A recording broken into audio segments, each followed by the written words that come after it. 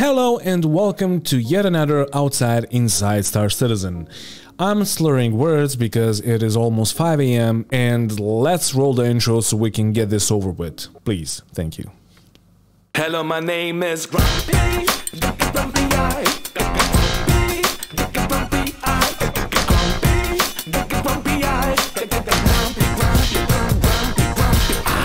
On this week's show, we're looking at two important expansions beginning with the addition of delivery missions specific to those unafraid of breaking the law. Oh, pirate box missions. That's just what we want. That is just what we wanted, and that's amazing. Let's see what they have to say about this. Currently in Star Citizen, we have our delivery missions that everyone knows. Yeah, we have those, yet nobody plays them because why would they? Because they pay like trash and they're boring. They take a lot, like compared to the time that it takes to finish a mission, the payout is completely trash.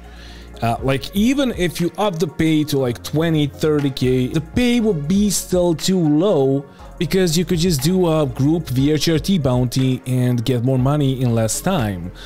But yeah, I know CAG, they're gonna like make the VHRT bounties completely fucking nasty and they're just gonna be too hard to do at some point. Or maybe with bounty hunting version 2 or tier 2 or whatever, we're probably gonna have to like track the bounty and find them and then shoot them and then get like 5,000 AUC.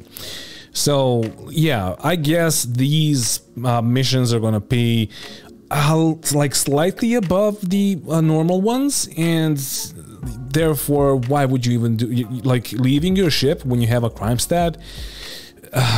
That's gonna be fun for pirates, right? The illegal delivery missions in 3.17.2 are going to function somewhat similarly to the legal ones, but they get run through a different organization. You will be running them through Redwind. You will have to build up your reputations with them. They will test your trust. They will see that you're reliable by doing fairly legal things at the beginning, and eventually they will give you one of these missions where you have to do something a bit dodgy. And based on how you do that thing, they will either open this career path for you or not.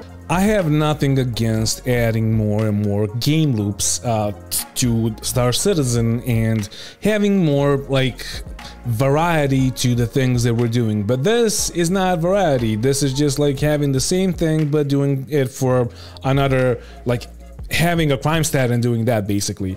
And I don't know, like what if, and just hear me out, I know this is a stretch and I don't like that this is really hard, but what if CAG fixed, I don't know, trading and distortions, like buff the distortions and then buff the QED so you can snare people, and then fixed mining so you can snare miners so we can have some healthy pirate gameplay. And like I'm not a pirate, but I know that pirates are fucking complaining, and instead of that you give them box missions. I'm pretty sure that they're not gonna do them except if they pay really good, but they probably won't. So I don't know, it's just one of those that we're just gonna have and nobody's gonna try it out, and at some point it's just gonna be broken because nobody's gonna notice that it's broken forever, and that's basically it. There will be some risks involved. You will have to visit some really nefarious locations, some drug labs, some stashes where generally they're not populated by your lawful citizens, so you might encounter some people doing similar missions that are not very favorable to other people doing them. You might bump into them, you might have to end up in a fight, or maybe you join up on other adventures. So basically what he's saying here is that the drug labs are going to be like, basically they are Jumptown, and you will get like a location marker for Jumptown, and there's going to be something else happening over there, and therefore you're going to encounter some other people. And yeah, now I don't know if that is them redoing Jumptown. Hopefully not, but okay, like if there's gonna be some player interaction involved in all of this, I guess it could be fun. At least there's things to loot there, right? So I guess that at those locations loot is gonna be better, or it's gonna be like more subscriber items or something that's gonna keep you coming there. I don't know. I really don't know. But the question is, will you need to have a crime stat before you accept the mission? Like, is it going to show up if you don't have a crime stat? Or will you get a crime stat when you get scanned and like police or security sees that you're carrying illegal drugs or whatever? That's a question that I don't think that they answered in this ISC. The other more fixed risk factor is the chance of getting interdicted a lot more. So you will have to make sure when you get interdicted, you pretty much have to run for it. If they find the drugs on you or whatever illegal things you're moving, that will end up in you going to prison or in a fight or having to run for your life. I mean, if you ever got interdicted by NPCs in this game, you would know how easy it is to just run from them. You just like push W, go forward with your sticks, and you're out of the zone, and then you can jump. So it's not. This is probably not going to be that hard. And again, if you gotta do all of this and you gotta waste your time on NPCs and all of that, is it gonna pay any good? Like, is it gonna be really profitable? If not, nobody's gonna do it. As I've said 1,000 times now, nobody's gonna do missions that don't pay well and take a lot of time, because that's not how games work, or gaming, or gamers. Gamers' brain is, how can I, because like Star Citizen, there's a bunch of fucking time sinks, and like a normal player has a few hours a day that he can play. He wants to make the most amount of money that he can make in those couple of hours. If he's doing like delivery missions, he's gonna get like, I don't know, in a couple of hours, maybe you can get 20,000 AUAC. That is not nearly enough to buy, I don't know, a weapon for your ship. So yeah, please, CAG, before you release this, think about this and give us an incentive to actually play those missions. Obviously, with the additional risk, there will come additional rewards that the legal side of the career delivery missions will not give you. So what I think he's saying here is that the loot is going to be good, and that's it. Maybe there's something more to it. Hopefully there's more to it, because like looting, yeah, it's fun, it's okay, but after a while it gets stale, and the inventory system and all of that is still dog shit, and it needs to change. So like, are they gonna fix it for 3.17.2, or maybe just gonna leave it for the next 5 years? We don't know, and I'm going off on a rant, but yeah, like, I don't know. He didn't specify what we're gonna get, so okay, nice, great, whatever. I don't know, like, CAG likes talking in riddles and releasing videos where they talk a lot but they say nothing. So I don't know. I guess we will see how this is going to work out. Looking ahead, we're also looking to add different sizes of parcels to delivers, including small handheld items that the player can stash in their inventory, and all kind of other items that whatever you can think of. This is open-ended. We'll find cool things to add in there, different objects, different type of penalties if you get caught with them. Yeah, we'll make it fun. Yeah, because penalties are always fun, and going to Glacier while the other guy that killed you doesn't have any repercussions for killing you, and he can see you across the map, and he can just follow you around the verse. Like, yeah, it's always fun, and yeah, like, just punish us more, please punish us. I don't know, I just have one thing that I would like to see in the near future, if they're gonna do these like small things. why don't they introduce wallets? So whenever you kill somebody, you like get his money. And I know that it's always going to be like 5 AUEC or something like symbolic like that, but like that's something, I guess. And like most MMOs have that. I know that this is not an MMO, of course. It wants to be an MMO, so therefore they should like introduce wallets, even though everything is like connected to your mobiGlass. But once you kill a security guard or a Ninetales guy or whatever, you should be able to loot them and get their money. So that's my 2 cents. Obviously, this is not the end of delivery missions. We will keep exploring and finding new things to add. We'll be making stuff interesting for everyone who is in this line of work in the universe. Whether they are on the legal or illegal side of things, we'll find something cool for them to move from point A to point B. So here's something that I was saying for a year now. And for you guys that watch my channel before, you would know that I was saying this. What if trading got fixed by just giving traders the opportunity to do missions instead of like investing their money? So if they lose cargo and they don't deliver cargo in a certain amount of time, or they need to abandon the mission because they got pirated, then, hear me out, then they need to pay, I don't know, like 30% of whatever was in their ship. That way, the delivery missions would be better, and they will have like, once you rank up, you would need to pull out like a caterpillar, or you couldn't do the mission, and you would like invest, I don't know, 30,000, 100k or whatever if you lost the cargo. But if not, you would gain 30,000, 100k, whatever.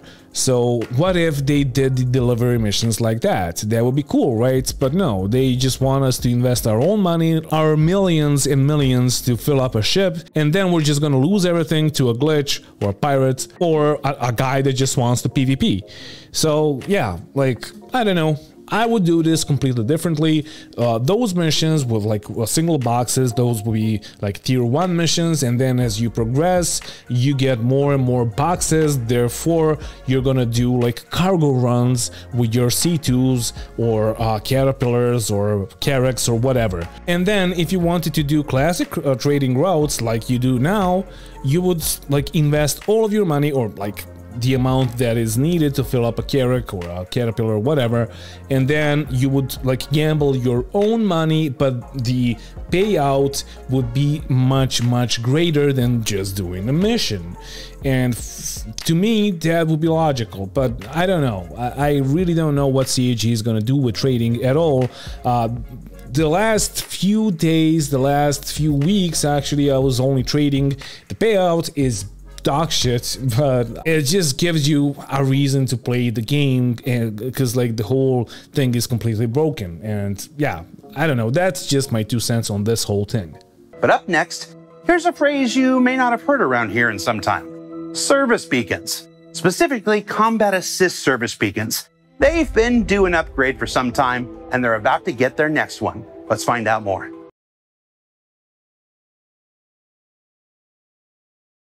Okay.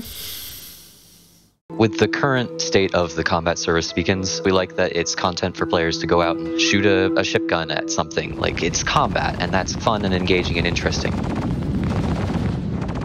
We like the concept, but not its current execution. Was he talking about service beacons, or was he talking about Star Citizen? Because we like the concept, but not its current execution. Star Citizen in a nutshell, basically. Service beacons are ways that players and NPCs can request assistance from the player or create missions for the players. And nobody ever does that unless it's a trap. It's a trap! It's always a trap. It's just like when you see a service beacon, do not go there, because it is going to be a trap. What we are going to be doing is basically making it so that there are now 10 levels of difficulty for these combat service assist beacons. And when you go to accept them in your contract broker, you will be able to actually see that you are accepting anywhere from 1 to 10, depending on your reputation with the organization running these service assist beacons. So now that there is a reputation tied to it, hopefully they will spawn, because most of them just don't spawn. You go there and there's no, like, there's a service beacon, you can see it, you can fly around it, but there's nothing there. And I'm talking about the NPC service beacons, because, like, yeah, as I've said, if there's a player service beacon, it's a trap. If there's a downed player and he doesn't want to backspace and he like requests with a service beacon, he requests like medical assistance, it's also a trap. There's gonna be a guy with a ballista down there just waiting for you. So yeah, I don't know. Hopefully they're gonna pay well, and let's see what they have to say more on this topic. In this particular case, difficulty 1 might be something as easy as go save this little relatively undamaged ship from an Aurora or something. Pretty easy, pretty starter, something that you should be able to handle. As you do more of them and rank up, you will unlock higher and rarer variants, up to difficulty 10, which should be something on the lines of like, oh, there is a relatively damaged ship being attacked by either a small group or an Idris or something quite threatening. And that mission should basically mean that when you are accepting it, you immediately say to your friends, everybody hop in, we're going to go and handle this together. That to us is kind of the key goal, is that those upper difficulties start getting people doing these together as a group and making the game feel more multiplayer, even in these simpler, smaller missions. Okay, so this is cool, and it's cool to see that they're like bringing some more variety to the game, even though it's all the same. It's just like ship-to-ship combat. But it's cool, and it's nice to see that there's gonna be like more use of the Idris. Currently we just have one Idris mission, and it doesn't spawn that often, and it's okay-ish, but it's not that good. With this, it could be more interesting, and if you have 2 of those, if the pay is any good, then you can earn a lot of money in like such a short time. He's talking about like multiplayer and all that. It's not going to bring people together. You can just take an Ion, you can take a Retaliator, an Eclipse or whatever, and yeah, it's going to be done with. But to be honest, I don't know how this is going to pan out because of the NPC that is in the broken ship. So the Idris might shoot that ship, and it's gonna take just one shot with the mighty cannon that it has, or whatever, like the railgun. In the end, it's gonna be fun. Nonetheless, it's just gonna be fun, and it's gonna be something else to do in this game, which is always good, right? We're pretty excited for this update. It has been a long time coming. We're hoping that it will make this this piece of content considerably more engaging, something that players can have a bit more fun with and will want to engage with more. And it has served us quite ably as a method for ramping up a new designer so that we can start producing more and more content for you in the future. We are currently aiming for a release with 3.17.2. I mean, every time they say that they are aiming at a release and then they say in which patch, most of the times, I'm not gonna say every time, but most of the times, the deadline just gets pushed back and the whole thing just falls apart, and it doesn't happen. But hopefully this time we will get this, even though it's not such a big update. The whole Inside Star Citizen today was just it was like, okay, 2 missions, 2 types of missions, whatever, it's fine. We'll see in the next week like what big is going to happen. But there's one more thing that I want to talk about, and that is of course gonna be the monthly report that just got released. So we're just gonna check it out real quick. AI tech, there's a lot of text, whatever. Vehicle features, the AI vehicle feature team completed the flight AI tool. That is fucking amazing, because now we're gonna, like, that, you saw this in the previous ISCs, that's gonna make NPC ships like fly and land on planets, and it's gonna like populate the planets even more, and maybe even get us like some new missions or whatever. Animation, blah blah blah, worked on a new mission giver. So they're working on new mission givers. I don't know if this is for Pyro or if this is for Stanton, but I mean, I guess we'll see. Character art spent the month wrapping up Q2 assets, which includes work. Can you even see this? Yes, you can. Which includes work on several armor variants. Whatever. They also continue to work on the Pyro Frontier outfits. Pyro confirmed. Fucking copium. Art ships last month, blah blah blah blah blah. And now this is important. Banu merchantmen continue to move through gray box. So it goes white box, gray box, and then they do all the like interior stuff and all the texturing and all of that, and then hopefully they release it. So maybe in like a couple of years we may see the Banu merchantman. I don't think that this ship is going to be released this year, but I might be wrong.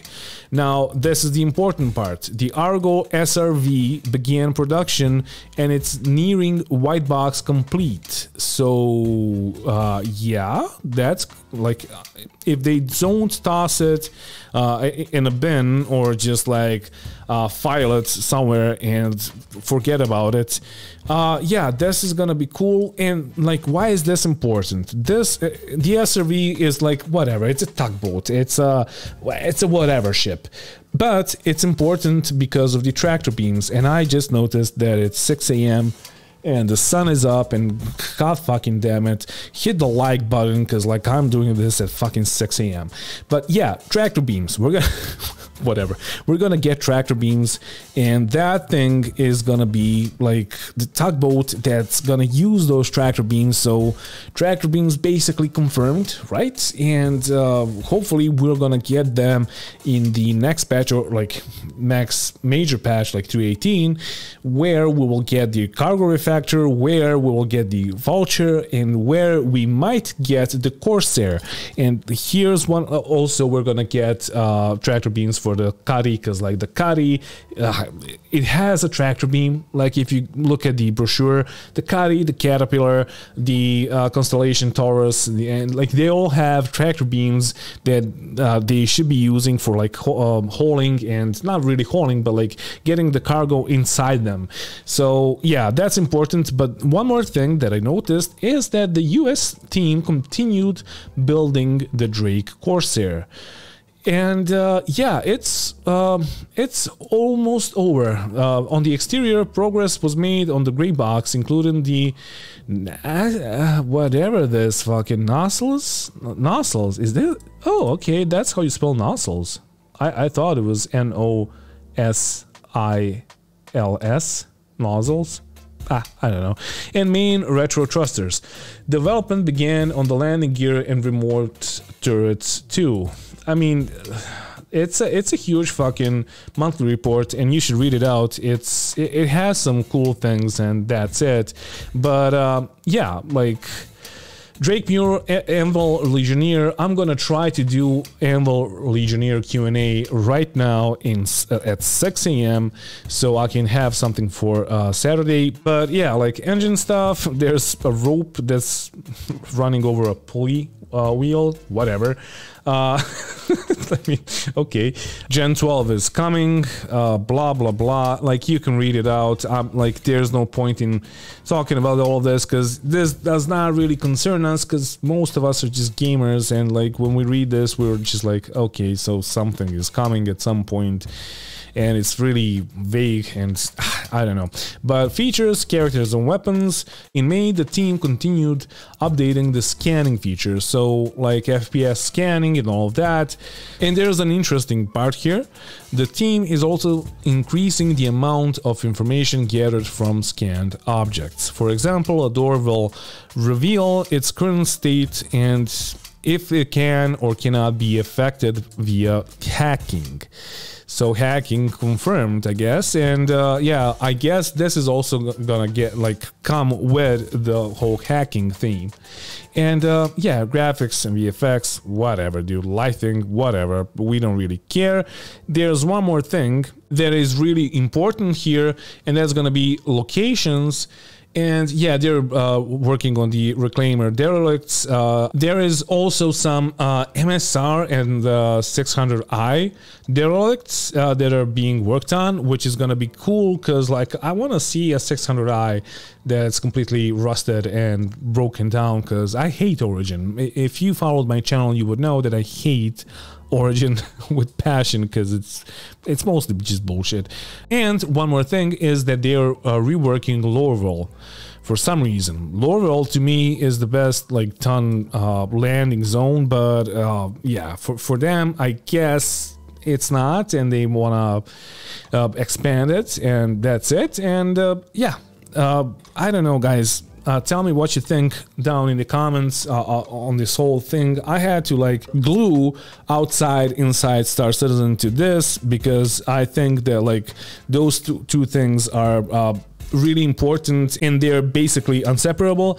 So yeah, tell me what you think in the comments, and thank you for watching, and thank you to all my patrons for supporting the channel. If you want to support the channel, there's going to be a link down in the description of the video, and it's a Patreon link and you can click there and support the channel. And yeah, again, thank you for watching, and don't forget to bring the towel when you're traveling through space, and mwah, bye.